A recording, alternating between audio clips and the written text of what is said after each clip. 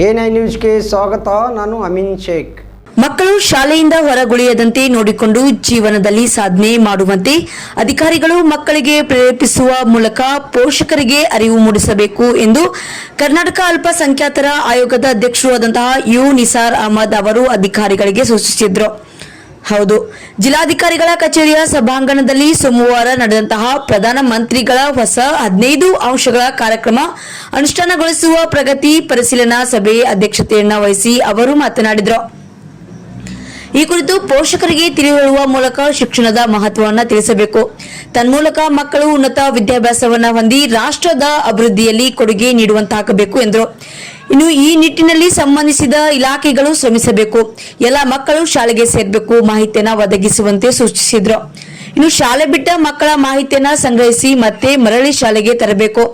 ಶಿಕ್ಷಣದ ಮಹತ್ವದ ಕುರಿತು ಅಧಿಕಾರಿಗಳು ಮನವರಿಕೆ ಮಾಡಿಕೊಡಬೇಕು. ಸರ್ಕಾರ ಶಿಕ್ಷಣಕ್ಕಾಗಿ ಹಲವಾರು ಯೋಜನೆಗಳನ್ನು ಜಾರಿಗೆ ತಂದಿದೆ.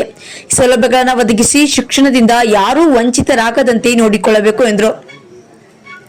ಅದರಂತೆ ನಗರ ಹಾಗೂ ಗ್ರಾಮೀಣ ಭಾಗದ ಅಂಗನವಾಡಿಯಲ್ಲಿ ಕಲಿಯುವಂತಹ ಮಕ್ಕಳು ಮಾಹಿತಿ ದತ್ತಾಂಶವನ್ನು ಒದಗಿಸಬೇಕು. ಶಿಕ್ಷಣದ ಮಹತ್ವ, ಶಾಲೆ ಬಿಟ್ಟ ಮಕ್ಕಳ ಕುರಿತಾಗಿ ಮಾಹಿತಿ ಮತ್ತು ಅನೇಕ ಅಭಿಯಾನ ಕಾರ್ಯಕ್ರಮಗಳನ್ನು ಹಮ್ಮಿಕೊಂಡು ಈ ಬಗ್ಗೆ ಜಾಗೃತಿಯನ್ನು ಮೂಡಿಸಬೇಕು ಅಂತ ಹೇಳಿದರು. ಅದರಂತೆ ಉದ್ಯೋಗ ಮಾಹಿತಿ, ವಿದ್ಯಾಭ್ಯಾಸಕ್ಕೆ ತಕ್ಕಂತೆ ತರಬೇತಿ, ವಿವಿಧ ಕೋರ್ಸ್ಗಳಿಗೆ ಇರುವಂತಹ ಮಾಹಿತಿಯನ್ನ ಆಯಾ ಕಾಲೇಜುಗಳಿಗೆ ಭೇಟಿಯನ್ನು ನೀಡಿ ಮಾಹಿತಿಯನ್ನ ಅಧಿಕಾರಿಗಳು ಒದಗಿಸಬೇಕು.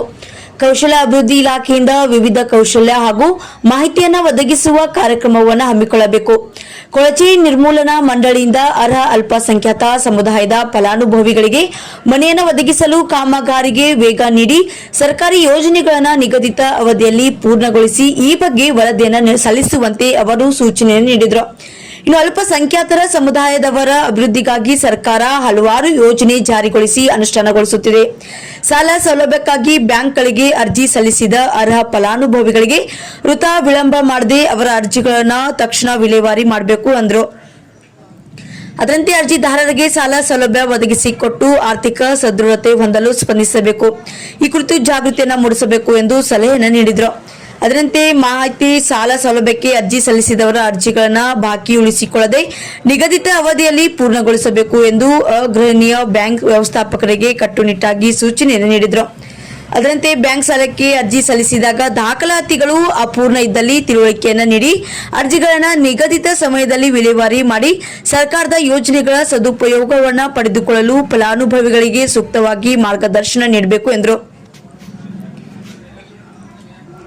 ಅಷ್ಟೇ ಅಲ್ಲದೆ ಕರ್ನಾಟಕ ಅಲ್ಪಸಂಖ್ಯಾತರ ಅಭಿವೃದ್ಧಿ ನಿಗಮದ ಸ್ವಾವಲಂಬಿ ಟ್ಯಾಕ್ಸಿ, ಗೂಡ್ಸ್, ಆಟೋ ರಿಕ್ಷಾ ಯೋಜನೆಗಳು ಸೇರಿದಂತೆ ಅನೇಕ ಯೋಜನೆಗಳಿಗೆ ಅರ್ಜಿ ಸಲ್ಲಿಸಿರುವ ಅರ್ಹರೆಲ್ಲರ ಅರ್ಜಿಗಳನ್ನು ಬಾಕಿ ಉಳಿಸಿಕೊಳ್ಳಬಾರದು ಎಂದು ಇದೇ ವೇಳೆ ಬ್ಯಾಂಕ್ ಅಧಿಕಾರಿಗಳಿಗೆ ತಾಕೀತು ಮಾಡಿದರು.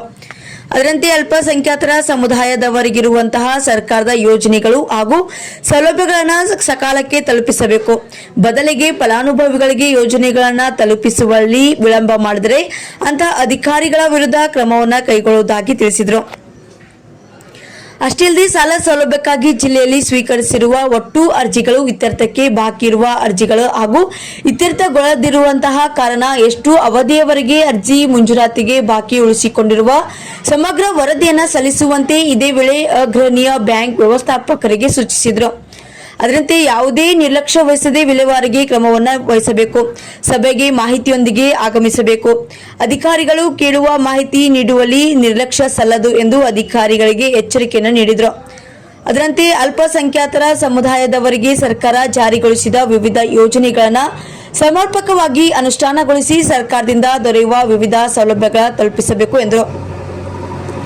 ಅದರಂತೆ ಸರ್ಕಾರ ಜಾರಿಗೊಳಿಸಿರುವ ಯೋಜನೆಗಳನ್ನು ಸದುಪಯೋಗ ಪಡಿಸಿಕೊಂಡು ಅಲ್ಪಸಂಖ್ಯಾತರು ಆರ್ಥಿಕವಾಗಿ ಹಾಗೂ ಸ್ವಾವಲಂಬಿ ಬದುಕು ಕಟ್ಟಿಕೊಳ್ಳುವಂತೆ ಕ್ರಮವನ್ನು ಕೈಗೊಳ್ಳಬೇಕು ಎಂದರು.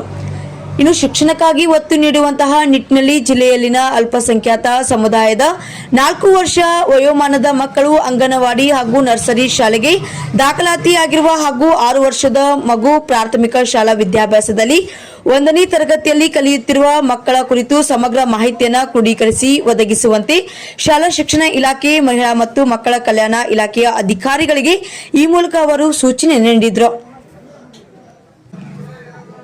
ಅದರಂತೆ ಈ ಸಂದರ್ಭದಲ್ಲಿ ಜಿಲ್ಲಾಧಿಕಾರಿಗಳು ಆದಂತಹ ಡಾಕ್ಟರ್ ಆನಂದ್ ಕೆ ಅವರು ಮಾತನಾಡಿ ಯಾವುದೇ ಫಲಾನುಭವಿಗಳ ಅರ್ಜಿಗಳು ಬ್ಯಾಂಕ್ಗಳಲ್ಲಿ ಬಾಕಿ ಉಳಿಯದಂತೆ ಕ್ರಮವನ್ನು ಕೈಗೊಳ್ಳಬೇಕು ಎಂದರು.